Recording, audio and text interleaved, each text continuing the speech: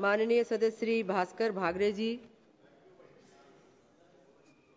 सभापती महोदय, आपला देश हा सभापती महोदय, आपल्या देशात शेती हा अर्थव्यवस्थेचा कणा आहे।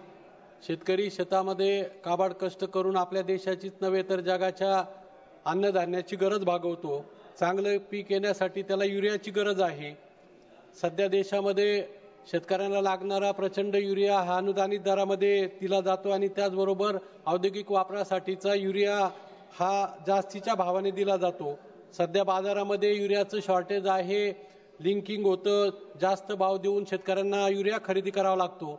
माझ्या मतदारसंघामध्ये दिंडोरी तालुक्यामध्ये गोदरेज ॲग्रोव्हेट या पशुखाद्य निर्मिती करणाऱ्या खासगी कंपनीमध्ये शेतकऱ्यांसाठीचा अनुदानित दरावरील 90 मेट्रिक टन युरिया छापामारीमध्ये सापडला। एका बाजूला शेतकऱ्यांना युरिया मिळत नाही, दुसऱ्या बाजूने जास्त भावाने घ्यावा लागतो आणि कारखान्याला अनुदानित दराचा मोठ्या प्रमाणावर युरिया सप्लाय केला जातोय। मग याची लिंकिंग हे नेमकं कुठे होतं हे शोधण्याची गरज आहे।